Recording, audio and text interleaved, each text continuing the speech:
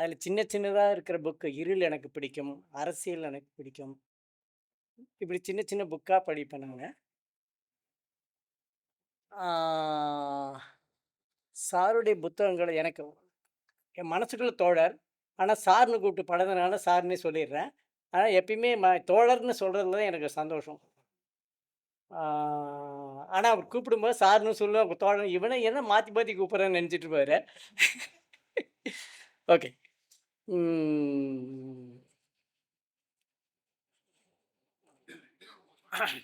அவன் குதிங்காலிட்டு உட்கார்ந்தான்.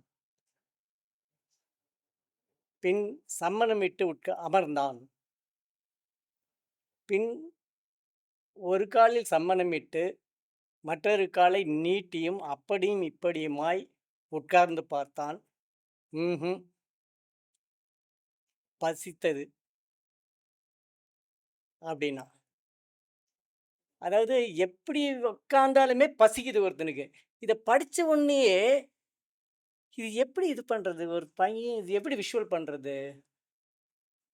ஒருத்தன் குதிங்காலிட்டு உட்கார ஷாட் எடுத்துடுறான். அப்புறம் சம்மணமிட்டு உட்கார்றத எடுத்துடலாம். அப்புறம் ஒரு கால சம்மணமிட்டு, ஒரு கால் அதையும் எடுத்துடலாம். இப்படி திருப்பி திருப்பி உட்காந்து பார்த்துட்டு, ஆனால் அவனுக்கு பசித்தது அப்படின்னு எழுதுறாரு. இந்த பசித்தது எப்படி சொல்றது? வயித்துல கை வைக்கக்கூடாது. வேற எப்படி சொல்றது? இப்படி இன்னமும் நான் வந்து இத ஷார்ட் வைக்கிறதுக்கு அது பயங்கர சேலஞ்சிங்கா இருந்துட்டு இருக்கு எனக்கு. ஸோ இப்படி சாருடைய எழுத்துக்கள்ல எனக்கு வந்து ரொம்ப என்ன பார்ப்பேன்னா, நுணுக்கம்னா நுணுக்கம் அவ்ளோ நுணுக்கம் இருக்கும். அது எப்படி சொல்றதுன்னு தெரியல. உதாரணமா வெயிலோடு போயில அதான் ஒண்ணு சொல்லிக்கிறேன் நானு. அ இவருடைய நெறைய புத்தகங்கள் நான் படிச்சதில்ல. ஆனா, இந்த வெயிலோடு போய் மட்டும் ஒரு 200 150 தடவைக்கு மேல படிச்சிருப்பேன் நானு, வெயிலோடு போய். ஏன்னா, வெயிலோடு போய் கதையில் இருக்கிற வெயிலோடு போயும், ஆ அசோகவனங்கள்லயும் இருக்கிறது தான் நான் வந்து எடுத்திருக்கேன்.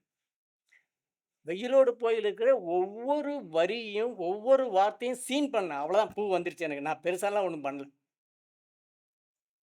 ஏன்னா, அந்த ஒவ்வொரு வரியிலயும் அவ்வளோ நுணுக்கம் இருந்தது. அவ்வளவு டீட்டெயில் இருந்தது.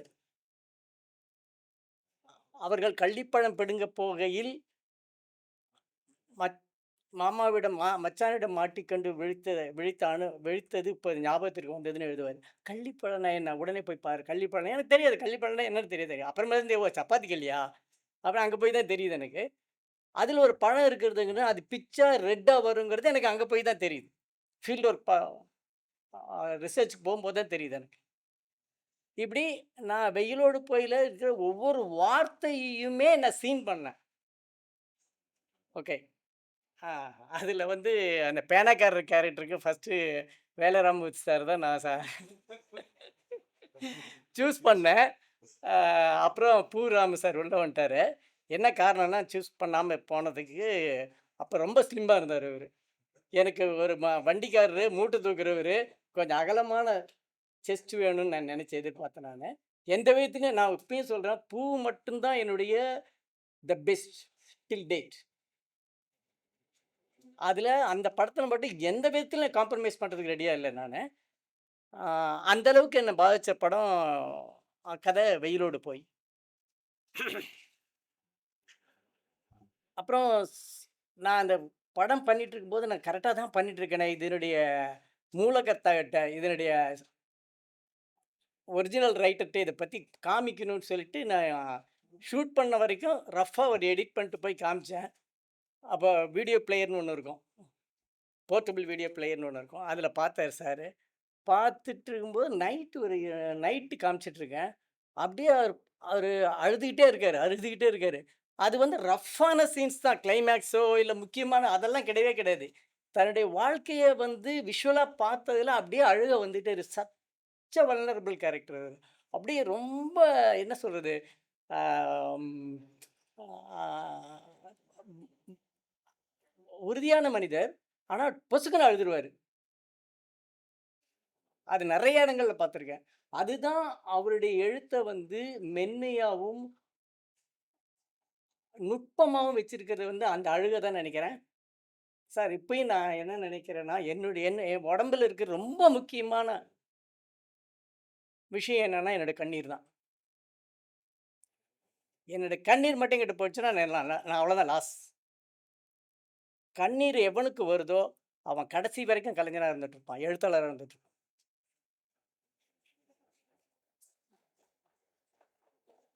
அந்த கேரக்டர் வந்து அந்த தன்மை வந்து சார்கிட்ட இருந்துகிட்டே இருக்கும். அவரோட பேசாத பேச்செல்லாம் நினைக்கிறேன்.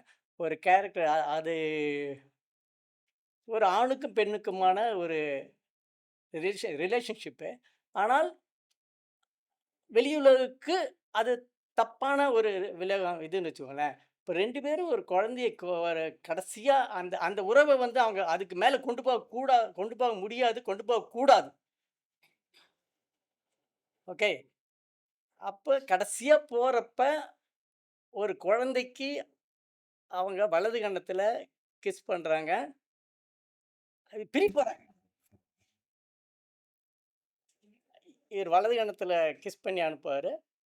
அத வாங்குன அந்த லேடி ரொம்ப நுட்பமா இடது கன்னத்துல குடுத்து அனுப்புவாங்க. இப்படி இவருடைய எழுத்துக்கள நான் பார்க்குற நுட்பம் வந்து சார் அத நான் படமா குடுத்துர்றேன். அந்த விஷயம் ரொம்ப அ என்ன டெலிகேட்டான விஷயம் அது. அதான் நமக்கு பிடிக்குமே அது. ஸோ இப்படி நான் இப்படி சாருடைய எழுத்துக்கள்ல நான் ரொம்ப பிரமிச்சது நுட்பம். அப்புறம் சாகித்ய அகாடமி அப்படிலாம் வந்து இவர் லெஃப்ட் ஹேண்ட்ல டீல் பண்ற கேரக்டர் இவரு.